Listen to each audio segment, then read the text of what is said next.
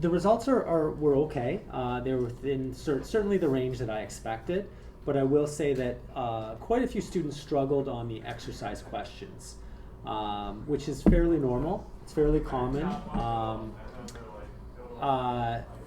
It's particularly the first question students struggled on, which I was surprised. I thought the first question was really easy, but I think the issue maybe is that the first question was kind of abstract. You're not actually making anything, and it looked almost like some of you guys maybe didn't quite understand what was being asked in the first one, because the second one I considered it to be quite a bit harder. And sometimes I would mark the first one and I would see a really poorly done one, and I would go to mark the second one and it was actually done properly. So I was a bit surprised by that. I expected the first one to be a bit more straightforward. But regardless, I think that for a lot of you guys, there's definitely room for improvement on those exercises. Now, if you did, I mean, some students cranked them out 20 out of 20, or maybe they got 19 out of 20 on the exercises. Maybe they only had one small thing. Then that's great. That means you're definitely on track.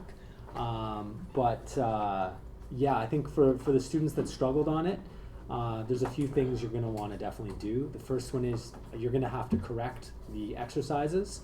So for the next lab, the first thing you have to do is do a correction and submit a corrected solution for both exercises.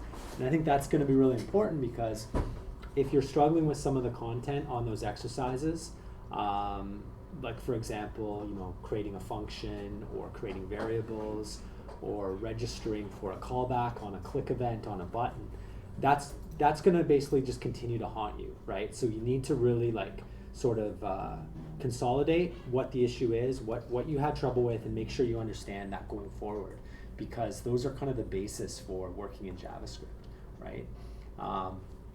So the next lab, you have to submit a working solution for both. So even if you only made one small mistake, you have to go back and fix it and then submit that with your next lab.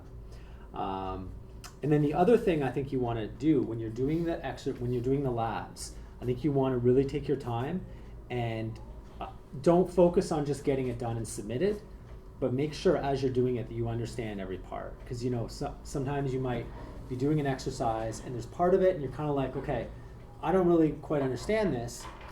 Maybe you have a friend you ask them, hey, what do I do here? And they kind of point you in the right direction, let's say. Okay, you get a bit of help there. You get past that part you don't understand, you get done. But the problem you have to realize is, hey, wait a minute, this is going to come back once again when you do a test or when you move on to something new. So taking all that extra time on the exercises. And then I guess the other part of that is, I haven't had a lot of students ask me for help in the class when doing exercises. So that's another thing that you probably want to start doing. So let's say you're working on an exercise, you get stuck, right? And you have a friend that maybe can help you out and give you some advice or point you in the right direction. What I would suggest though is maybe consider this. Another option is to take the folder you're working on, zip it, put it in an email, send it to me and say, hey Eric, I'm on this question. I don't know what to do here, this step. And try to give me what you're working on, okay? If you email me and there's a folder there and you're like, Eric, I'm working on this question and I have no clue, it's kind of hard for me to come up with some sort of good response to help you. I guess I would want to meet with you and go over it, which would be fine. But if you have something specific that you're stuck on or what the specific step is, then I can pretty much come back, I can look at your code and I can say, hey, this is what you need to focus on. And here's some code here that you can try, something like that. And I think that might be something that would help you guys out. Okay. So if there's any issues with the test, let me know. If I marked it wrong, I do that all the time. Just come chat with me and we'll go over it. But if everything was good, then yeah, you're going to do the correction for the two exercises. Okay. So let's move on now with the next set of content. I'm going to share my screen here. Okay. So they updated land school. Okay, here we go. All right. So you guys should be able to see my screen. Oops.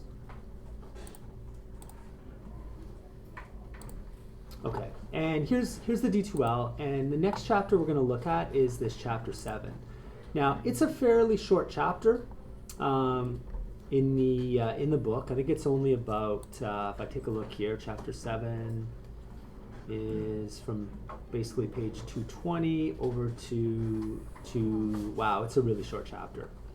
So it's a very short chapter in terms of content. There's not much there at all, but what you have there is somewhat complex, that it builds off of the skills we've already learned. And students often find working with some of these event callbacks and timers and doing DOM scripting, mixing that together to solve a problem. I think that you will find this chapter to have some challenging material. Okay, so what I want to do, I'm just going to download the slides. Actually, I have the slides here already. Yeah, I do. Basically, here's the slides here, and we're going to work with images and timers. Yeah, so basically it's very common to have images and to have JavaScript manipulate them, doing different image rollovers. It's pretty easy. Like, you could go to amazon.ca and you're going to see, if you go and click on some sort of, I don't know, item, and you can see here, like, this is an effect related to images, right? Like, I hover over that and it's doing some kind of image rollover. If I click on these or I hover over these, we see the image change, okay? So this is a really common usage of JavaScript to basically have it do some sort of simple thing with an image to modify the properties of the image so it displays something different. Now, another thing that is important too when you look at a website like Amazon or any professional site is that the site loads extremely fast. If I click on something, it loads very, very quickly. And one of the ways that is accomplished is through preloading images. So, for example here, like, I'll go find another item. Okay, so whatever, these are earbuds. Okay, so what happens when I hover over each of these, it immediately switches that image, okay? And the reason it's so fast is partially because my computer is really fast, okay? The other part, though, is that a website like this is going to do something called preloading. So any image it might show, it's basically going to run some code that is going to essentially load that image into memory. And this is a fairly simple operation, but by doing that, that's going to ensure that as soon as I hover over any of these, that the image is going to display the one that I want to see, okay? Now, if they didn't preload them, you probably would see the same thing because the computer is very fast, but on a slower machine or on someone who doesn't have maybe the best internet connection, it could actually basically bog down just slightly. There could be a slight hesitation there. So preloading images is something we often do. And this is similar to video games in a way as well. When you play a video game, okay, like, think about a first-person shooter and you're basically aiming, you're rotating your character, looking for enemies to shoot. You probably had this happen where, like, the game sort of has to load something and it, like, locks up for a few seconds. You guys have seen that, right? So one of the common techniques that video games use is they try to preload as much as they can. So when you go into a level, right, that's why you go through that long loading sequence, because what they're doing is they're loading every single texture, image, audio file. So as soon as you need to basically display that image, it's right there and the computer can basically have that in memory, right? And there shouldn't be any slowdown. Okay, so it's a very similar idea here. So when we look at what we're going to learn, preloading images for an application when the images aren't automatically loaded is one thing we're gonna look at. It's pretty simple to do. You basically just do a selector usually, and you grab your images, and then you create a new image object with the URL for that image. And by doing that, it forces the browser to load it into memory. So we're gonna look at that. We're gonna look at interval and one-time timers that we can use to do certain effects. So for example, if I load my page and I want to display a big pop-up saying, "Congratulations, you're a big winner," 5 seconds later, I can basically create a one-time timer that will pop up and show you that ugly, JavaScript thing, right? Another thing I could do if you want to have like a countdown, like if, say, someone clicks on something and you want to go 5, 4, 3, 2, 1, you could have what's called a interval timer, which is going to basically tick off every second, and then you would update your text in the callback. So these are fairly simple effects we can do. All right.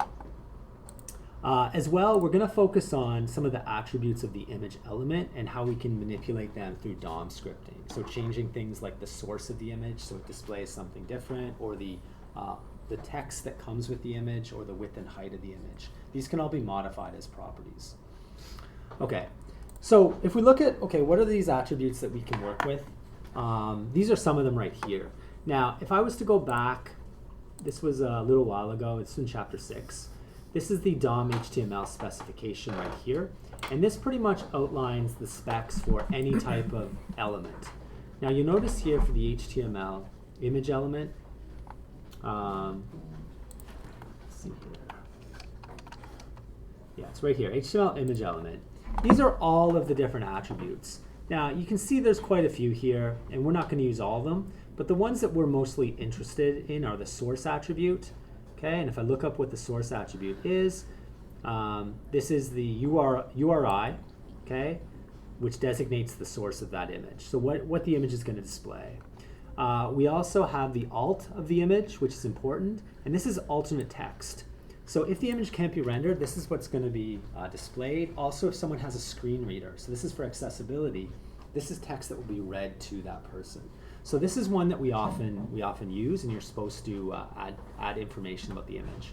And then we have the width and height as well, and there's clearly more properties that we can manipulate.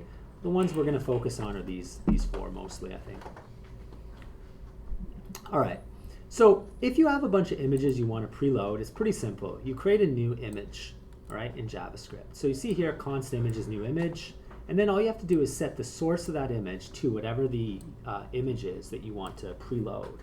And then, even if that image isn't going to be displayed right away when you go to your website, if at some point it does need to be displayed, that image will be in your computer's memory, and it'll be very, very fast for it to load that image.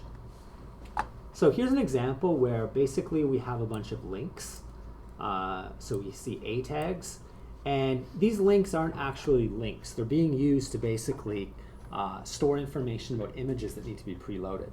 So what they do is they do a selector to grab all them, and then they do a for loop to loop through all the links. They create a new image, and then they set the source of that image to the href, or the URL that link points to. And by doing that, they've preloaded a whole bunch of images. So it's a fairly simple thing to actually to do.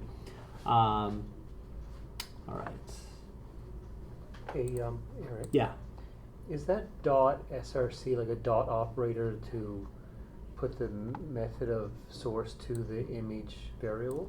Yeah. So the image is an object, that a variable, right, created, and then you can manipulate any of these properties. So in this case, so what we have is it's actually an HTML image element is what you've created when you say new image. So any of these attributes here can be modified. So source just happens to be the one they're going to modify, right? They could pick any of them, and it would be the same syntax. So basically the object dot the attribute, and then they basically set that. Now in addition, we looked at another way. You could go image dot, I think there was a set attribute method. Yeah, that's what we did before. Right? And you've seen that before, and then you would basically, you could do that as well.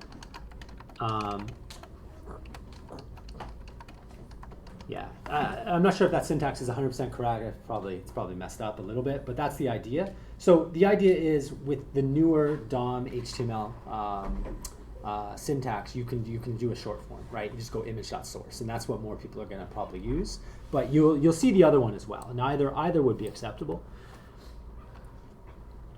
Okay. All right. So we're going to see some examples in the book where they basically do some simple manipulation of images. And this first example, this image swap application, let me load this one up. I'll just download it from D2L here. Okay. So we got book examples.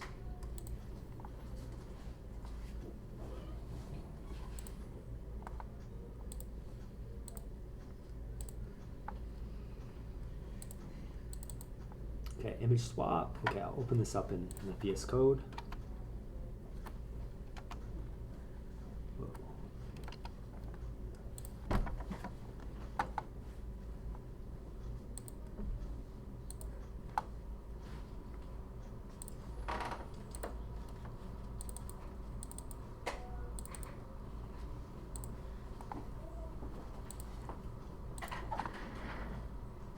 Okay, so let's run this.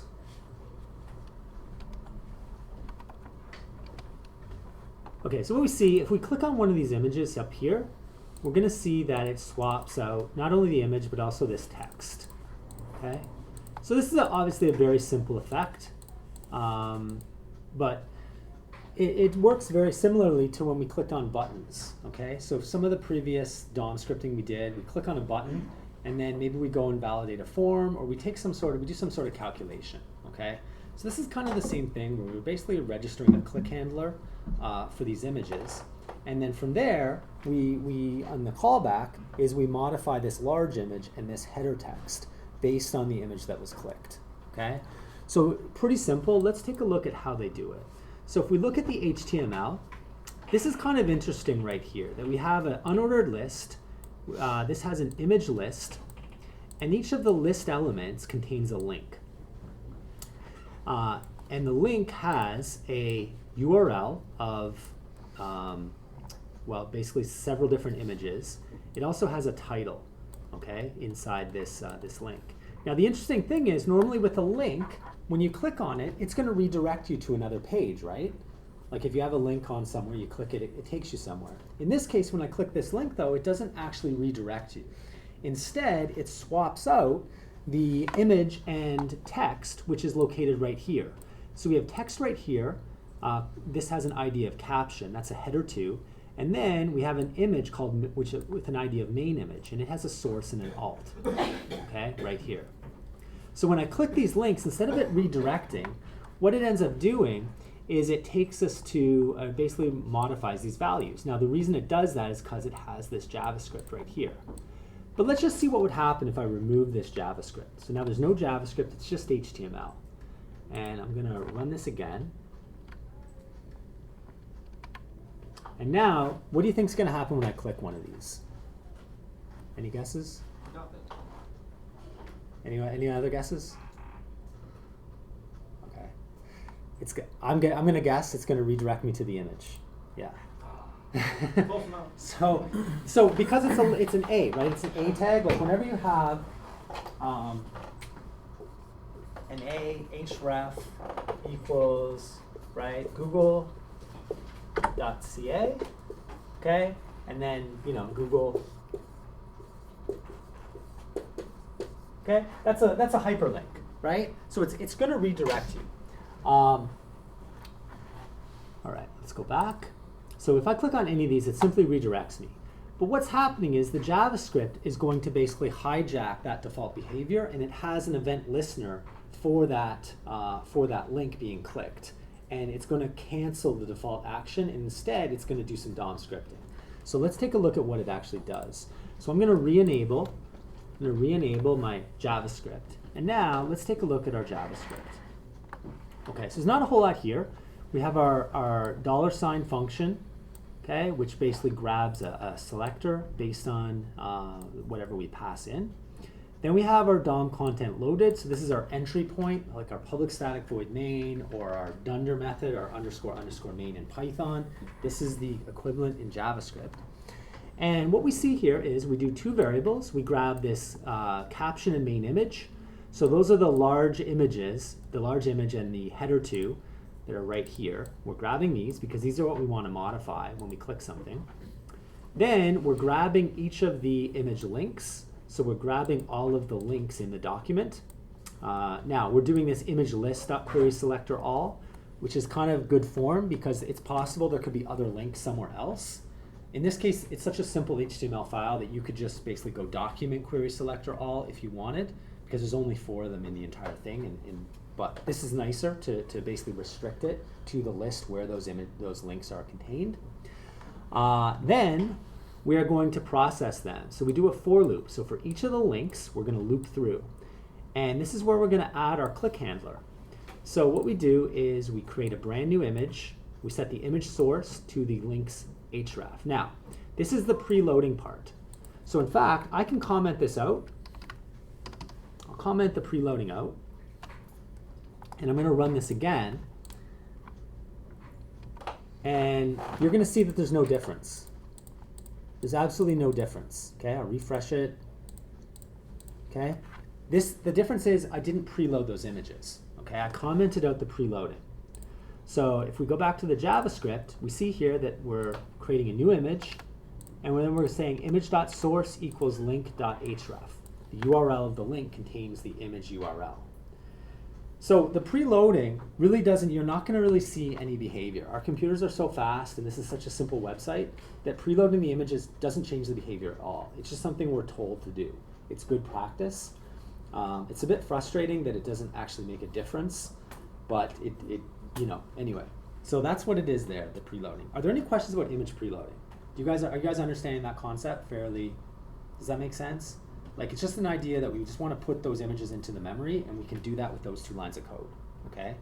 If we didn't do that, then when I actually click on that image, your browser then has to load it, and potentially it might have to load it from disk, and that would be slow. That's it. That's pretty much it.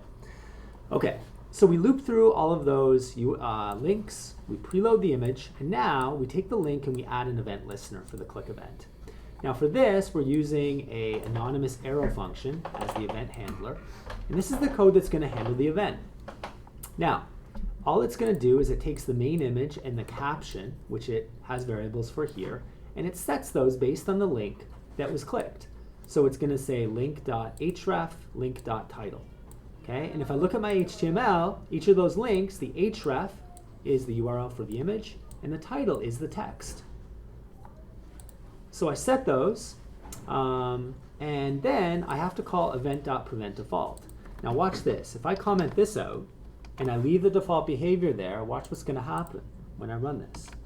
As soon as I click it, it's going to redirect me, right? Because I clicked a hyperlink. Like if I'm going to Google, it's going to redirect me somewhere else.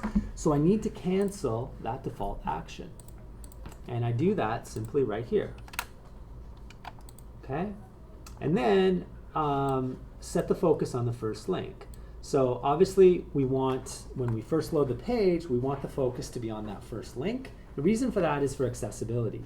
So when I first load it, what that means is you can see there that it's got a slight highlight. It means I can use my keyboard, I think. If I hit tab, yeah, I can tab through each of those. And if I enter, that's going to basically, and that shift tab will move me back, okay?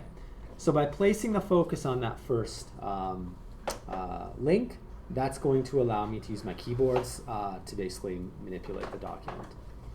Okay, so that's we've gone through that example. Now, are there any questions? Is there anything you don't understand about parts of that code? Everyone good? If you have a question, go ahead and ask, and I can go over any part of that. So this is kind of a basic setup, and these are skills that when working with images, you need to be able to preload them. You also need to be able to manipulate their properties. So changing the source, changing the alt for that image, doing some DOM scripting. Now, in this case, using links and placing images inside links, so you can click the link, and then handling a click event is another thing that we're doing here. So there's a lot going on, but it's still a fairly simple example. There's not a lot of JavaScript. Okay, so if there's no questions, I guess we'll just we'll keep going here. So we went through, we took a look at all of this, this example of doing the manipulation. So in terms of what this chapter offers, that's pretty much everything you need to be able to really do with an image. Okay, preload it and then modify the properties based on whenever you need to inside your JavaScript to display a different image. To basically, you could also have it so it changes the alt text as well. Okay, so the next part of this chapter talks about timers. And you know how so far all the events we've been handling are when someone clicks on something, or maybe when they hover over something, or maybe when they enter something into a text box, right? We've done a few different events. And these are basically user-initiated events. Well, a timer works pretty much exactly the same way, except we're basically registering for these events and setting them up, and they're like artificial events that our JavaScript kicks off for us. So there's 2 types of timers. We can do a one-time timer, or we can do an interval timer. So this first timer is called a one-time timer, and it uses a method called setTimeout. And there's 2 arguments. Basically, the first argument is going to be the callback, or the function that you want called when the timer expires. And then the delay is going to be how long you're going to wait until that timer expires. So you could give it 1 second, 2 seconds, 3 seconds, whatever. And And once you call set timeout, then basically it's going to start that sequence where the timer eventually will, when the time expires, you'll get a callback. And it's pretty straightforward. Now, in addition, set timeout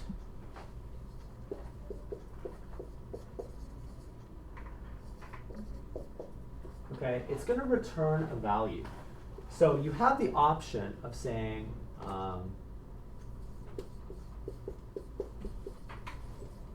okay, you have the option of declaring a variable that gets returned from this timeout. Now, you may or may not need to actually do anything with this, so you can simply call set timeout and not store its return value. But some situations are such that you need to cancel the timer.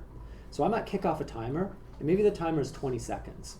And this is 20 seconds where the user has to take some sort of action. They have to click on something, maybe, whatever it may be. And if they do click on that, then I'm going to cancel my timer and I'm not going to show a pop-up. Okay? And in that case, I can then call another method called clear timeout.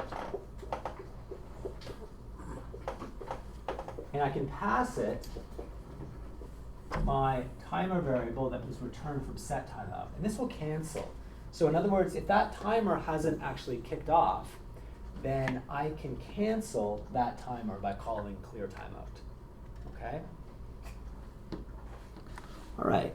So let's look at an example now. We've got another example here that uses a one-time timer. So let's go over it.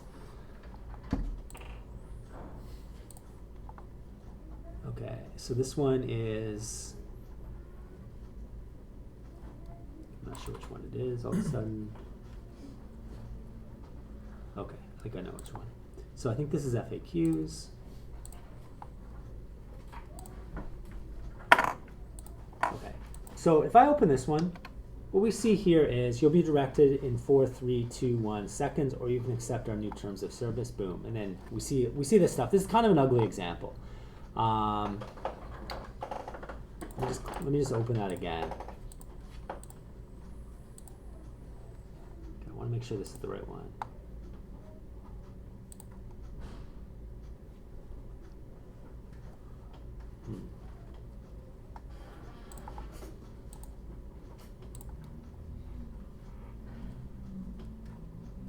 Okay, I guess it is. All right, so when I open it up, what we notice here is we get this, you'll be directed, you have to click, if you click I accept, then it cancels the timer, and then you end up basically seeing this website.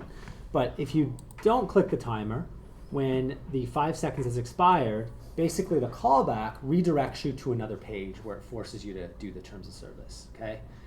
The reason I don't like the example is because it's kind of sudden what it does, but it is an example of basically setting up a timer, calling set timeout, storing the value for the timer, and then if you click that button, we're clearing the timer. And if you don't click that button, when the callback for that timer redirects you to another page. Okay, so there's stuff going on fairly quickly. The other thing that we notice with this example is that there's also what's called an interval timer, which we haven't talked about yet, but it works just like a one-time timer, except you see this 4, 3, 2, 1 is counting down. That's an interval timer that is doing that. So basically you have a callback and then you have a interval. So you could call that callback every time that interval expires. So in that case, the interval is 1 second and the callback is updating that text, the 5, 4, 3, 2, 1. Now these two types of timers, the one time and the interval, they're fairly similar, right? They're fairly similar in how you use them and how you stop them. So we'll go through, we'll take a closer look at this example here. All right. So, all right, if we look at the HTML, this is very similar to what we saw previously, where we have all this stuff here really doesn't, we're not too worried about. This is basically those links you click on and then it opens up and shows you some text. So this part, we could almost just remove it, actually. And that would make our code a little bit simpler. So let me just remove that. And I'm just going to change this from FAQs to example. I'm going to call this timer example. Now, that could mess up my JavaScript because it's got code here for FAQs, I think. Yeah, so it's gonna loop through. Actually, it's gonna loop through. It's not gonna get any anymore because I removed all those. So this is actually fine, but I can remove it anyway. Actually, this part would crash because there won't be an element there anymore. So let me get rid of that, just to simplify things a little bit. And I can get rid of this toggle. And everything else looks, that's about right. Okay, so I'm gonna run this again. And we see this thing pop up, right? If I don't click it, it's gonna redirect me just like it did before, boom. And if I do click it, then there we go, time example, okay? So I just removed those FAQs because it's like, it has nothing to do with the example, right? We just want to see what the bare minimum code is to set up these timers. All right, so let's also modify it one more time here. So we can let's just deal with the one-time timer. So when I come into my HTML, we see that we have this paragraph. You'll be directed in 5 seconds, okay? And there's an ID of seconds right here. So when I go to my JavaScript, we're gonna notice that there's gonna be a timer that's going to, yeah, this set interval go to, oh no, it's using the same one. Okay. Okay, so go to terms is an interval timer, but I don't want to use an interval timer yet because I haven't taught you. Let's do the set timeout, okay? So a one-time timer. So what I'm going to do is I'm just going to comment this. Oh, they have it even comment. They have it commented for me. Okay, set timeout, 5 seconds, go to terms, okay? And inside here, okay, they have, yeah, there we go. They have it all set up for me. That's great. So this is the simplest example. So, all right, let's go through this code now top to bottom, okay? We have our $sign function to grab elements. We have a timer variable, which is declared, outside any functions. So essentially this variable is global, so any functions can access it because it's not inside a function. We have this counter variable, but in our case, we're not using this yet because we're not doing an interval timer.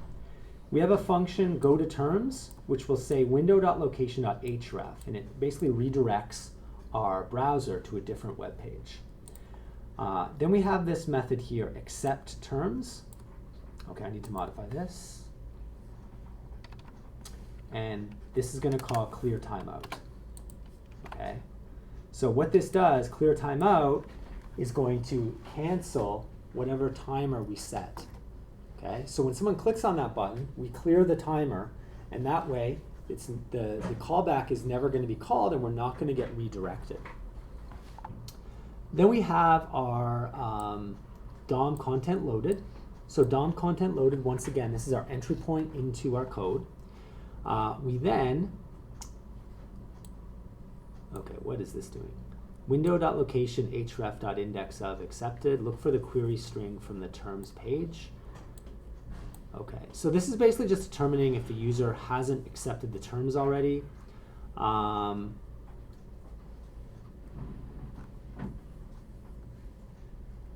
I don't think we really need this, so I'm just going to remove it.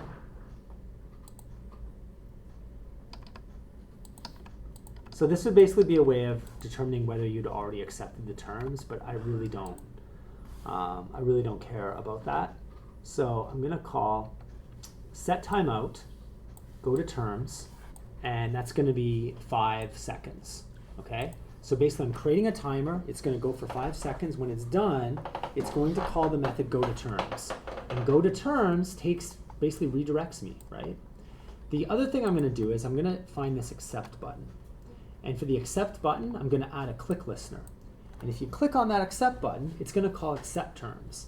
And what do you know? Accept terms cancels the timer, and it sets the terms attribute to hidden. Now the terms, that's an ID that basically, if we look at our HTML, this is this field right here with an ID of terms. So in other words, that whole prompt telling them to click the terms, we're just going to hide that whole thing. And that's pretty much all the code right here. Now, because I made some modifications, let me just run this one more time to make sure it works. So here we go. You'll be directed in 5 seconds. I'm not going to click anything.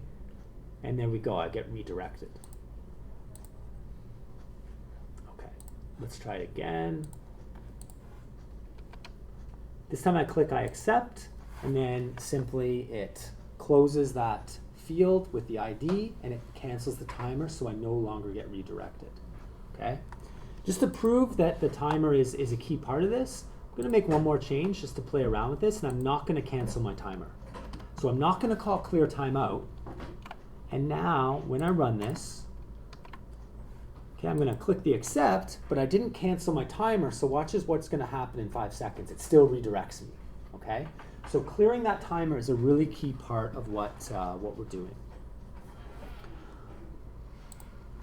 Okay. Okay, are there any questions about this code right here? What it's doing? No? It's pretty straightforward. Okay? If you have a question, just go ahead though. But so that's our one-time timer. Now, the other type of timer we can use is a interval timer. So it mirrors the behavior of the one-time timer. The difference though is as soon as we start an interval timer, it keeps calling the callback function repeatedly forever, basically. Okay. So instead of saying set timeout, we call set interval, and we have basically two arguments: the function callback and then the amount of time that we want. And we can also have a store a value that we get back, the actual timer, and then we can call clear interval to cancel it.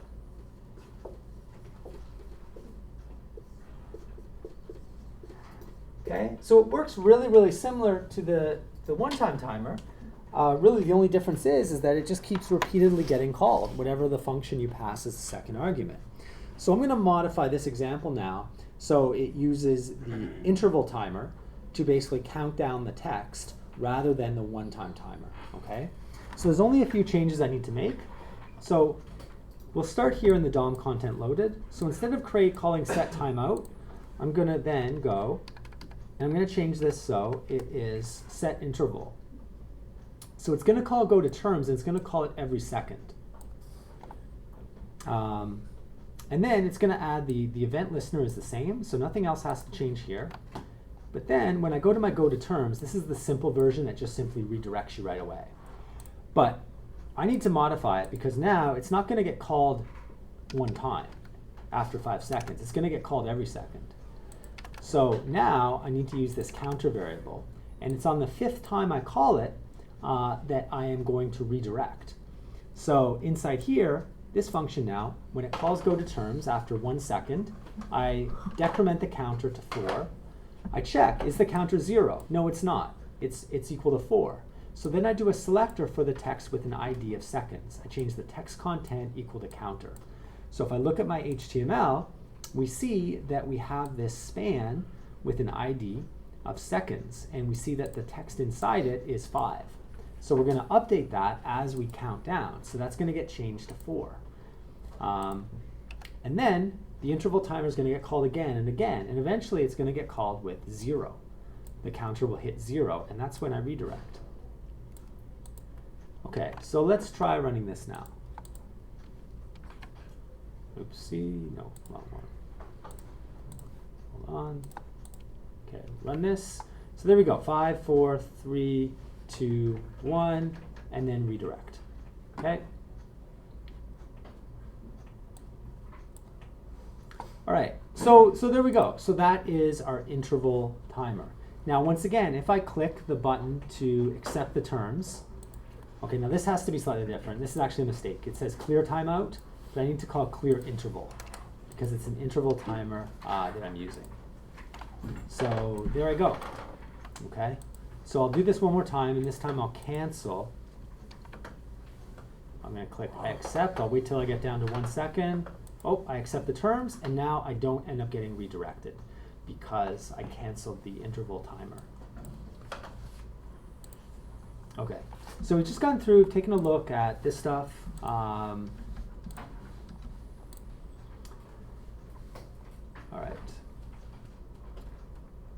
Okay, we've got one more example that comes with the book, and this one's kind of cool. It's a slideshow. So this is a very common use of an interval timer. It's where you have, a series of images on your screen, and you want to basically rotate through them, right? You guys, I'm sure, have seen these on websites before, where you load up the website and you see an image. Quite often they'll do some sort of fade. We're not even doing that here. We're just basically going to swap the images or swap text, and you can basically loop through an array of images and text and display it, and that's all they're doing right here. So I'm going to open up this last example.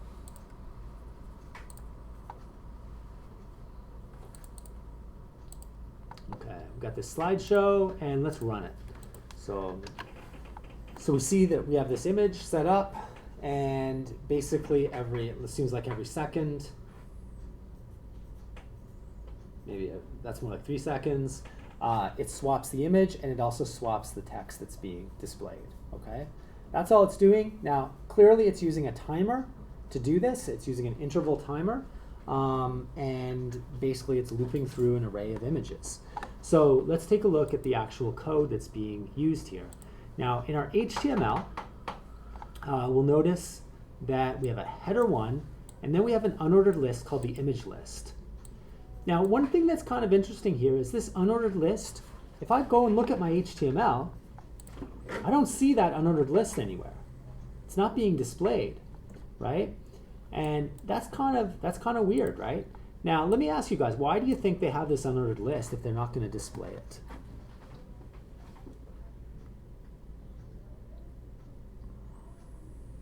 Preload it? Yeah, basically, preload it, yeah. And this is also, so preloading, it's going to preload these images, and this is where the data for those images comes from. In other words, how does the website know to loop through these images, right? That data has to be stored somewhere. So the technique that they used was they created this unordered list, they put in a bunch of list elements with hyperlinks that have a URL and have text, and then they hid the unordered list. So if I go see how this is an unordered list, if I go look at my CSS, we'll notice here the unordered list has CSS with display set to none. So that's what's going to hide it. If I remove this, if I simply just take this out, you'll see what it would actually look like. It's going to look rubbish, but there it is. Well, okay, you see this unordered list here. I don't know. I mean, I thought I would see the images actually, but maybe let's see the CSS. Yeah, that is kind of weird. I would have expected that we would have seen some other stuff there too. Yeah, we have an image list, we have a list element and a link. I don't know. That's kind of weird. I thought those images would have popped up when I unhid that. Yeah, I don't see anything that would hide them. Okay. Anyway, that's not really the most important thing. So I'll put that back, the CSS. So we hide the unordered list. And yeah, so the basic idea is this is the data that has all the images. We need to preload it, and we also need to access it. So when someone clicks on one of those links, we modify the larger image and the larger text. And these are right here. Okay, this is our large image, and then this is our header 2 that we want to modify. And when we look at this, we can see that that's what's being modified every time the timer ticks. So the next thing we can do is we can look at our JavaScript. And once again, not a lot of code here, so this is kind of nice. Okay, it's a pretty simple example. Let's go through the code. We have our $sign function, which allows us to do a selector. We have our DOM content loaded as well. And inside our DOM content loaded, we grab the main image and caption right here, and we store them in variables. We then do a query selector to grab all of the hyperlinks, and these hyperlinks contain the information about the images, the URLs, and the text. Then we're going to loop through each of these links. And what we do each time is we create a new image, we set the source and the alt, and now this is interesting, we actually end up storing these in an array. So we create an array called image cache. And here, we then, each of the images that we find inside the unordered list, we basically add this to this image cache. Now, this needs to be done because we need to rotate through these images, right? So this second part is a little bit more advanced because we have to store these in an array, And then every time the timer ticks, we have to basically increment where we are in the array. So let me just maybe diagram what we're doing here.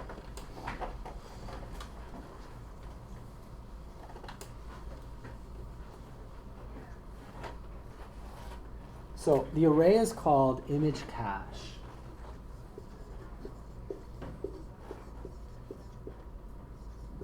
Okay. Now when I draw arrays, I just draw them as rectangles, and I draw them vertically. Okay.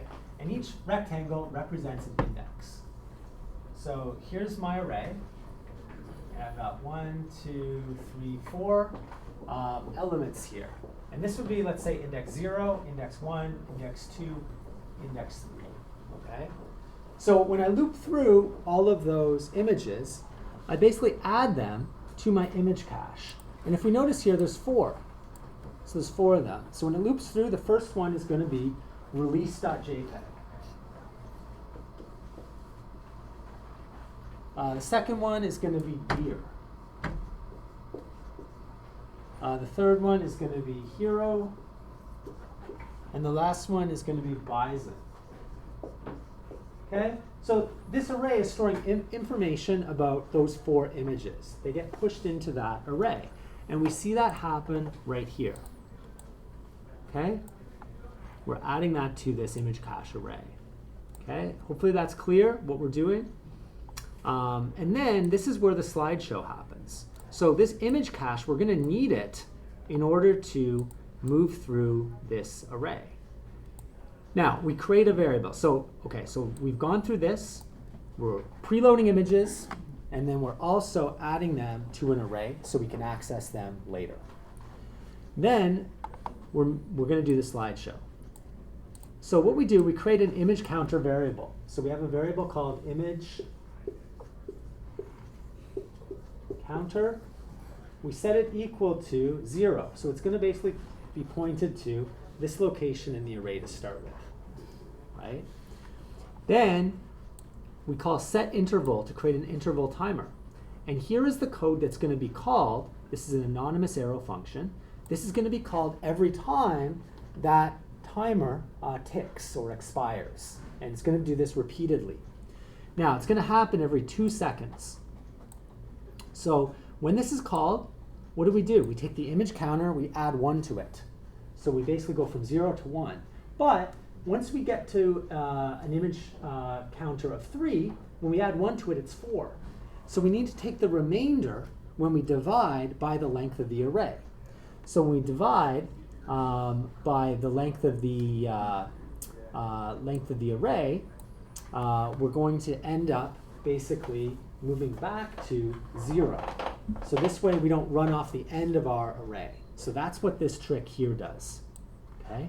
Let me ask you guys, are you guys familiar with code that looks like that, where you're looping through an array and you take the remainder modulo or the remainder of the length of the array? Let's see a hands up if you're familiar with that code. Not everyone is? I mean, it makes sense. Okay, it's pretty universal. You've never seen it? It's pretty universal. You're definitely, whether you're using JavaScript or Java, it is something that you will often see. And when if you're not super familiar with it, it looks weird. It's kind of jarring to the eyes. But if you want to do a simple example of how it works, we can walk through it. So these markers are killing me again today. Like I can't get a marker there. Okay, this one might go. Okay. So the length of the array, we can agree is 4, right? So the array length is 4.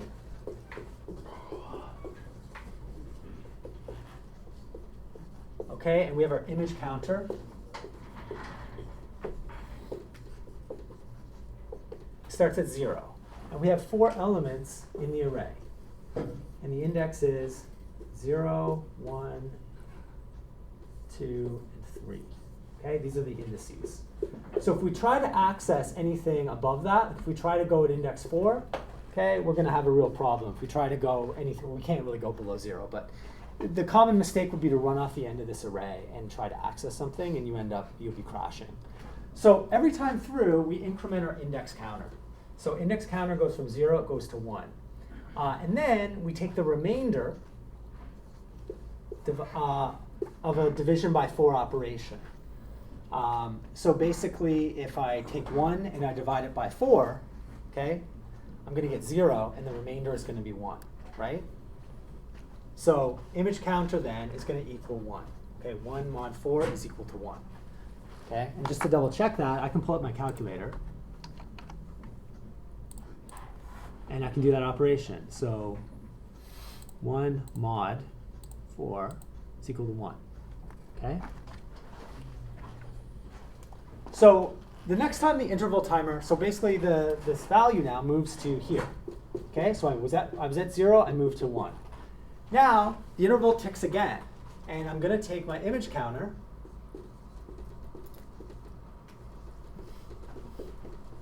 and it's going to be 1 plus 1, so it's going to be 2 mod 4.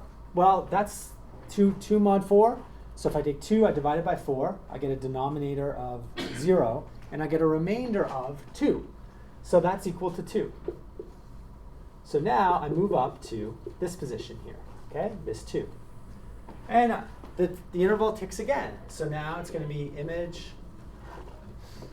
counter equals 3, because I add 1 to it, mod 4, which is equal to 3. So now I move up to this last position right here. And now the next time the interval ticks, it's going to be image counter equals, and it's going to be now 4 mod 4. Now if I take 4 and I divide it by 4, the denominator I get is 1. The remainder I get is 0.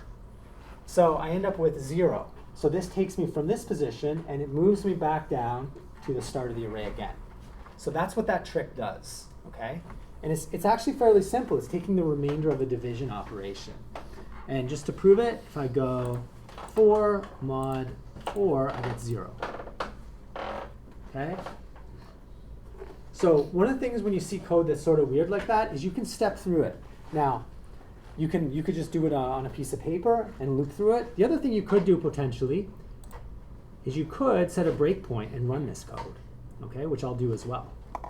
So here's our image counter. We get that, and basically we grab whatever the current image is, and then whatever that current image is, we then set our main image to the source and text, and we set the caption based off of that. Okay.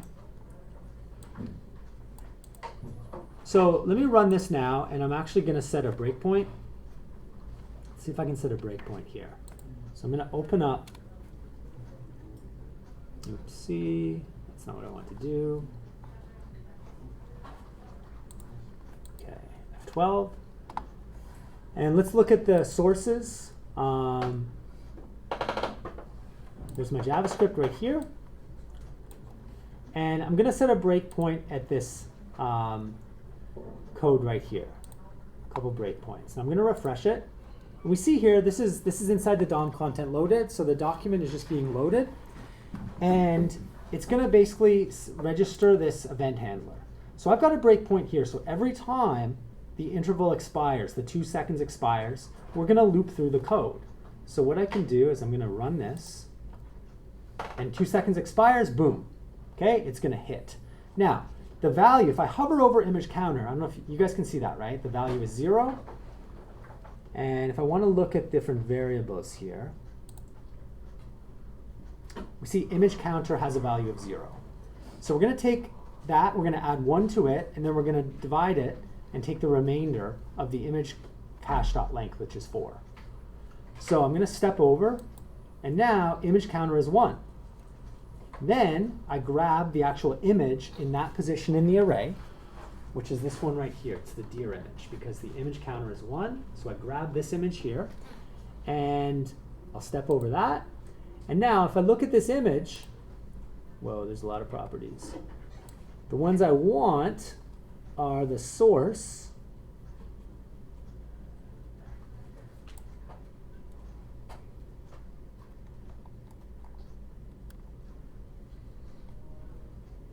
okay, I don't really know how to access that here. Here we go, attributes. Okay, we got the source. Oof.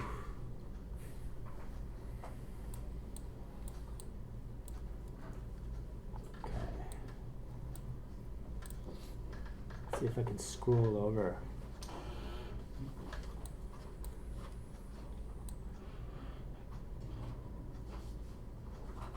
Okay, source. Here it is right here, the value. So this is the deer image right here that I just grabbed. Okay, it's the deer image for this image that I just pulled out of the array. And we look at the alt attribute, and the alt attribute is deer at play. That's the text we're going to set. Okay. So let's go back to our example here. Now we have the main image and we have the main the caption. So as soon as I step over each of these with my debugger, okay, now we can see that the image has changed, and with this last one, when I step over it, you're going to notice it's not going to say catch and release anymore. It's going to say deer at play. There we go.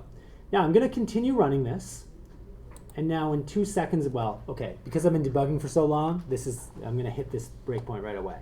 So now the image counter is 1. I add 1 to it, which is going to go to 2. I take the remainder, divide by 4. It's going to be equal to 2. So image counter is equal to 2.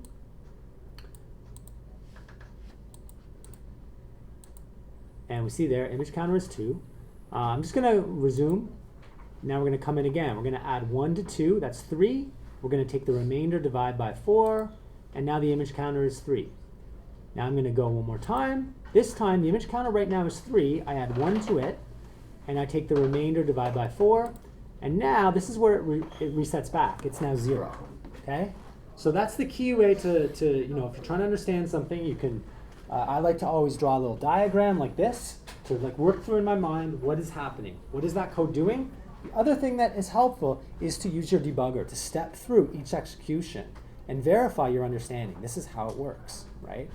So now it's gone back to the first image, which is going to be the fishing one, the catch and release one. And there we go, catch and release, okay? All right, I'm gonna remove that breakpoint, and there we go. Okay, so we've gone through this entire text here, or this entire example, and that's pretty much everything in this chapter. So there's not a lot in the chapter, but I think you guys can probably see that it builds off of everything we've done, and it adds on some new things that we now have to practice scripting to get a good handle on. All right. So right now it's 1:30. Let's take our break. Let's take 25 minutes. We'll come back at 1:55, and we'll do some exercise and examples together. Okay? So I'll see you guys then. I'll give you in the end of the book in chapter 7, page 235. We can look at these. There's 2 exercises we can take a look at. So if I go to my D2L, chapter 7 book exercises, I'm going to download this.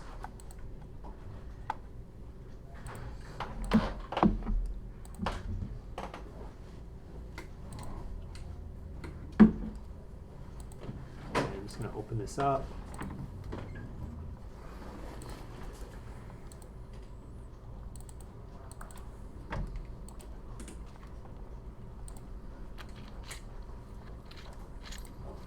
Okay, so the book we want is the rollover exercise. So I'm going to open that one up now. It's got rollover, and so we see here that we get some HTML. Okay, they don't give us a whole lot of JavaScript, but there is a JavaScript file. We got some CSS. So I can just open this up and see what it does. So right now it says move your mouse over an image to change it and back out of the image to restore it. Okay, so we roll over, we move the mouse over, it's supposed to change, and then we move the mouse back, it's supposed to change back. But obviously right now nothing is happening. Okay. So once again, this is a very simple kind of image application. Now, you'll notice that this one isn't going to use a timer. So this example here, we're only focusing on working with the image attributes. So the instructions are, number 2, review the code in the index.html. Note that each list element within the unordered list contains a link element whose href refers to one of the images used by the application. Also note that the paragraph element at the bottom of the page contains 2 image elements, which is IDs image1, image2, whose source attributes determine the images that are currently displayed. Okay, Review the code in the rollover CSS file. Note it contains a style rule that keeps the UL element in the HTML from being displayed.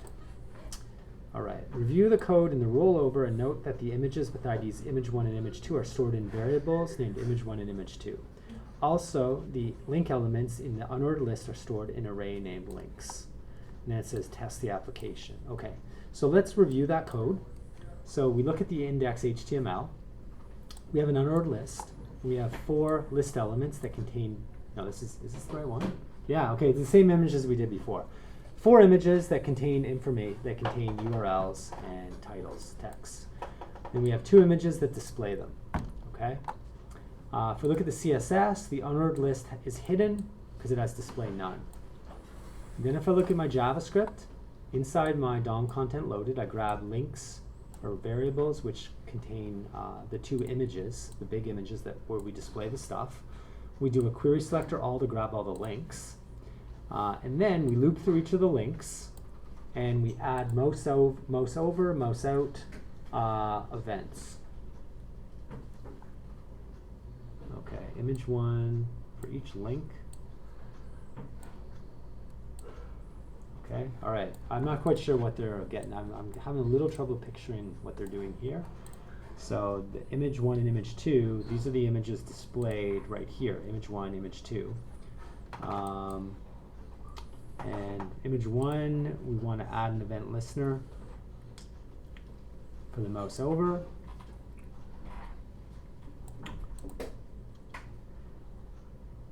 Okay. Anyway, we'll keep going here. I'm not quite sure what the code is supposed to be yet. Okay, so we went through, we looked at everything there. Now there's a few steps here, 6, 7, and 8, and then on the next page, no, that's it. So we just got to do these steps 6, 7, and 8 to complete this. So it says 6, in the DOM content loaded, add code that uses the links array to preload 4 images used by the application. So the preloading, the thing that's kind of frustrating about it is you can't really, there's no way to really verify if you did it right. Because you're going to see the same behavior. The computers are so fast that you're not going to see it actually preload. Or you're not going to see any improvement in performance, okay?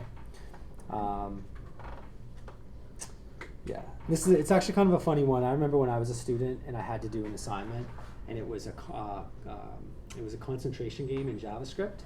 And so I did it all up, and I added all these features, and I really took a lot of pride in that assignment because I found it really fun.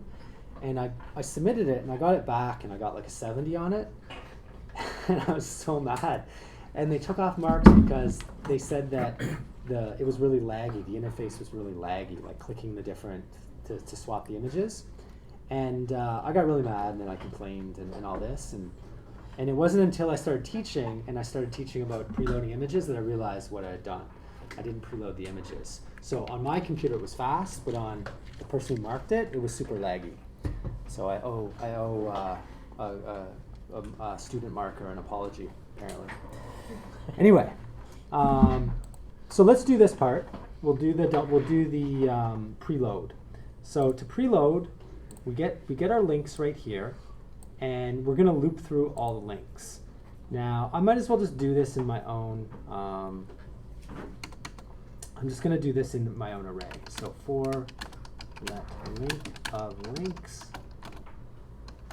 and I'm just going to create a new image. So const image equals new image, and then we say image.source equals link.href. And I can just verify, I'll just look at the HTML, and I see that the href for each of those links is one of the URLs. So that's all it takes. You create an image, and then you set the source, and then you don't have to do anything else. Essentially what happens here is this makes the browser, it forces the browser to load that image, okay? So this means that in the memory of the computer, whatever image I just set as the source is now loaded, okay? Even though I don't do anything with these. And this might look kind of counterintuitive, but as long as you understand that this image is now in the memory, that's all you really need to worry about. Okay, so we preloaded it, and I mean, probably should really run this just to make sure I don't get any errors. Okay, so I'm just going to open up my console, and yeah, I'm not seeing any errors, so I'm pretty confident I did that. At least I didn't break anything, right? It's kind of hard to verify it was done properly. I suppose there's probably some information if I look at the memory of there's probably a way to determine if it was preloaded, but that's pretty advanced. So I don't know how to do that. But anyway, I've done the step to preload it. Okay. So, all right, let's keep going. Number 7, add code to the mouse over and mouse out event handlers for the 2 image elements that are displayed on the page. The image element with ID image 1 should display the release image when the mouse is over it, and the hero image otherwise. The image element with ID image 2 should display the deer image when the mouse is over it, and the bison image otherwise. Okay. Now, so this is basically in the JavaScript, we're going to add these event listeners here. Now, the problem here is I don't understand why they put this in a for loop. That doesn't look right. So I'm not going to do it that way. I'm not going to use their for loop. And instead, I'm just going to code these up. So image 1, when I put the mouse over, and I want to, when the mouse goes over the image 1, I want to set the source equal to some sort of image. And when the mouse goes out, when I move the mouse away from that image, I'm going to set the source again. Now the question is, what am I going to set the source to? So it does tell me, and it says that the release image is when the mouse is over it, and the hero image otherwise. Okay. So it doesn't really tell me how to do it. There's a few ways I can do this. Probably the easiest way would be to create an array. I'll show you a couple ways we can do it. This is probably the better way. So I'm going to create an array. So const image r, and then I'm going to say image r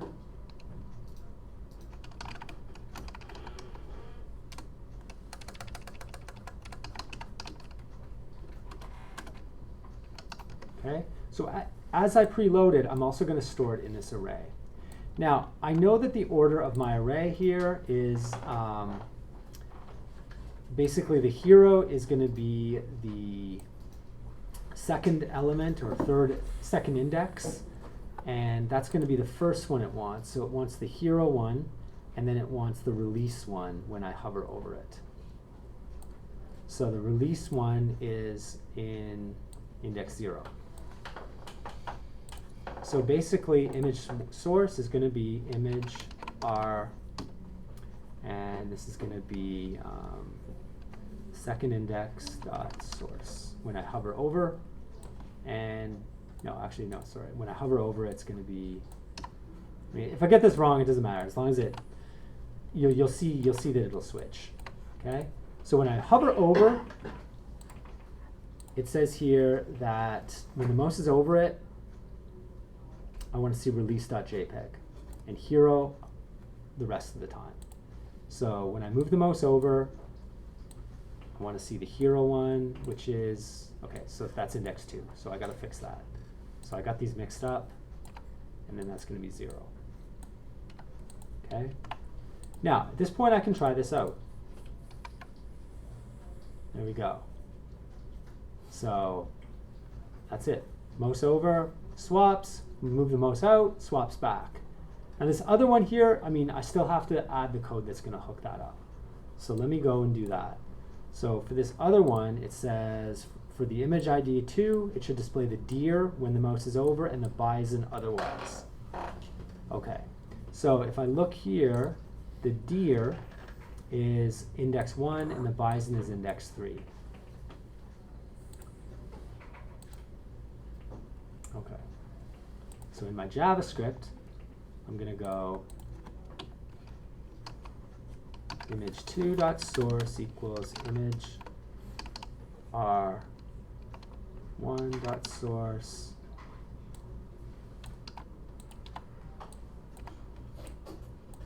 Okay, there we go. So let's run this. There we go. Now we see both of them are being modified when I'm hover over them. Okay. So that's one way. I mean, in terms of storing them in an array and then indexing the array, I think that's the best way to do it. But let's say you didn't want to do that, but you still want to get the question done. So you could potentially not use the array, and you could just hard code these. Okay? So this would be like kind of a hackier solution, but it still gets the job done. So you'd say image1.source equals, and then you would go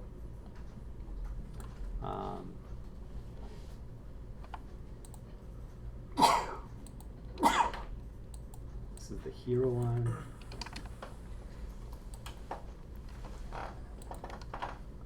And then for this,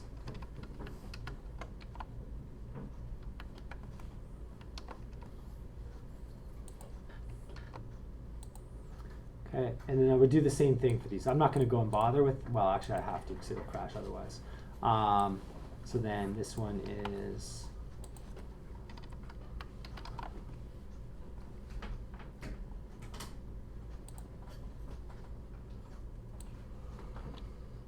deer and bison.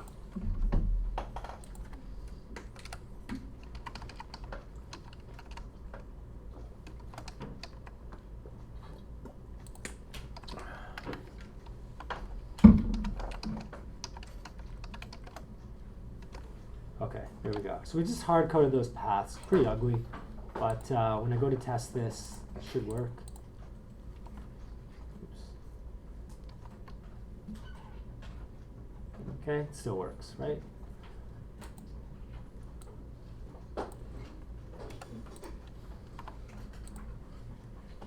Okay, so there we go. We tested that one, and we have the application working. So what this one shows us, it teaches us how to manipulate images, and it hooks up event handlers for the mouse events, and it also preloads the images as well. All right, so we've got one more application here, exercise 7.2. Now this one, as you can probably guess, is going to work with the timers. So we're going to enhance the slideshow application. We're going to add buttons to start and pause the slideshow. Okay, so it's this slideshow exercise, so I'm going to open that up here. So I'm going to go and, actually no, it's right here. So slideshow, I'm going to close this. And we've got our HTML here, and we've got our JavaScript here that they've given us. So they've given us a little bit of JavaScript to start with. So if I run this, I'm guessing it's going to run the slideshow. Maybe not. Okay, it's not even running the slideshow. Okay. So let's see what they want us to do. So note the slideshow isn't running, the pause button is disabled, and nothing happens when you click on the start button. Okay. So review the code in the index.html. Notice the disabled attribute of the pause button is set to true. That makes sense because the user shouldn't be able to click this button if the slideshow isn't running. Review the code in the slideshow.js file. Note that the code for running the slideshow is coded in a function named runSlideshow. Also note that some of the variables and constants are global, so they can be accessed by the runSlideshow function and DOM content loaded event handler. Within the DOM content loaded event handler, add code to the click event handler of the start button that creates a timer and runs the slideshow and changes the slide every 2 seconds. Okay. In addition, add code that disables the start button and enables the pause button. To disable the button, you can set its disabled attribute to true. To enable a button, you can set it to false. All right, number 6, test the application again. Click the start button to make sure the slideshow is working. Notice this is a delay of 2 seconds before the next slide is displayed. Add code to the click handler of the start button that calls the runSlideshow function before the timer is started. Then test the application again to see that the next slide is displayed immediately when the start button is clicked. All right, and then number 4, add code to pause the slideshow when the pause button is clicked. Okay, so that's a little more advanced. Let's just get started with what we can do right now. Okay. Okay, so we're gonna start with number 5. Add code to the DOM event handler to add code to the click event handler of the start button that creates a timer that runs the slideshow and changes the slide every 2 seconds. Okay, so I'm gonna do that. That's the first thing I want to do. So if I look here at my index.html, I have a button right here, and this is the start button. It has an ID of start. So I want to do an event handler for it. When someone clicks that button, I am then going to call a method which is going to run the slideshow. So this run slideshow, I'm going to create a timer that's going to call this. All right, so here's my DOM content loaded. Okay, here's my start. They've already given me an event handler for my start button. So this is what I'm going to do. I am going to, I have a timer variable here as well. So I'm going to say timer equals, and the function I want is set interval. The function is run slideshow, and I want 2 seconds. So that's pretty much it. That's going to start my timer if I did it properly. So let's test this out.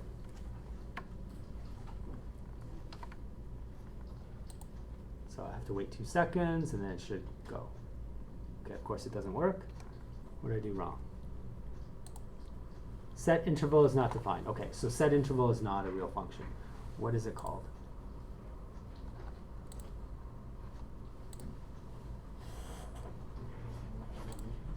Okay, hold on. Lowercase s. There we go.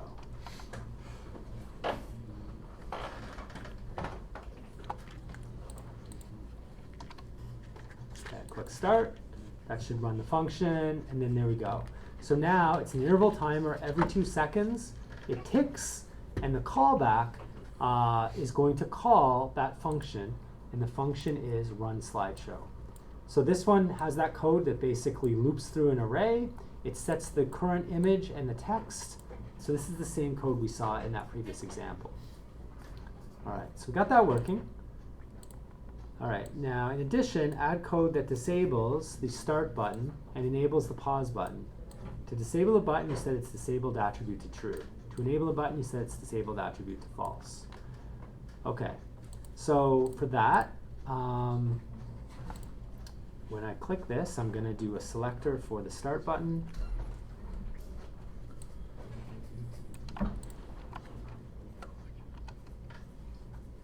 And the attribute I want is disabled. Now I'm not sure if a button has that attribute available. I can go and check my DOM specification. So I have an HTML button element. And yeah, there's a disabled attribute that I can directly access. So I'm just going to say $start.disabled equals true. And then I'm going to get my pause button, and I'm going to set it. So disabled equals false. So this should toggle those buttons. Because once I start it, it doesn't make sense to click start again. I would want to pause it. So I'm going to run this again. I hit start, and there we go. Now my pause button is available. My start button isn't. So that's what I want. OK, so the next step I want to do is,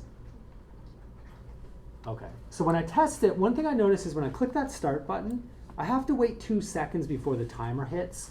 And I guess from an interface perspective, you kind of have 2 seconds where you're like, did I do it properly? Is it working? So they want me to add code to the click event handler that calls run slideshow before the timer is started.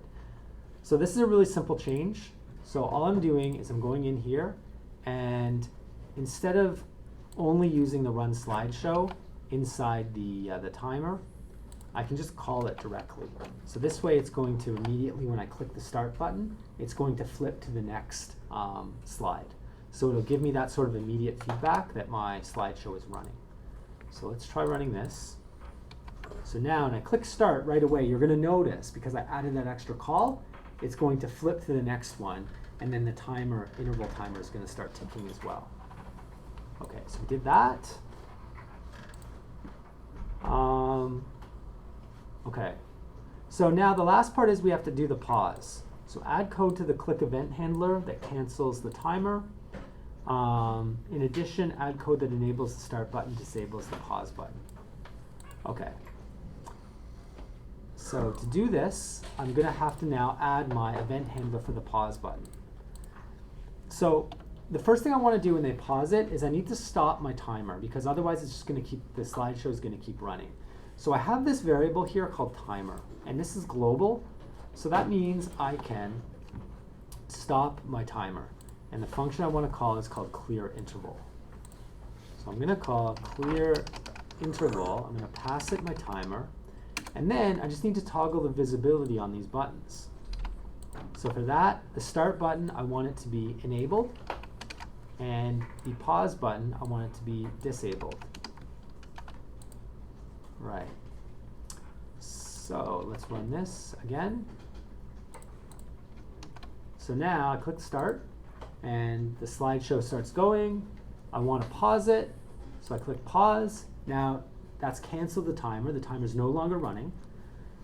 And it also toggles the visibility on the buttons. So when I want to start again, I click start, and it continues. It continues to run. Okay? Would it be overly complicated to like maintain the spot that you are in the slideshow? It does. Because watch this. When I click start, like deer at play, so the sequence is deer, big one, Bison, catch and release. That order is always going to be maintained. It's always going to move to the one beside It it. looked like it reset back to the beginning. It shouldn't. No, it shouldn't. It shouldn't. It just clicks. It just moves to the next one as soon as you hit start. So, and then the order is always going to be it's always going to be that same order.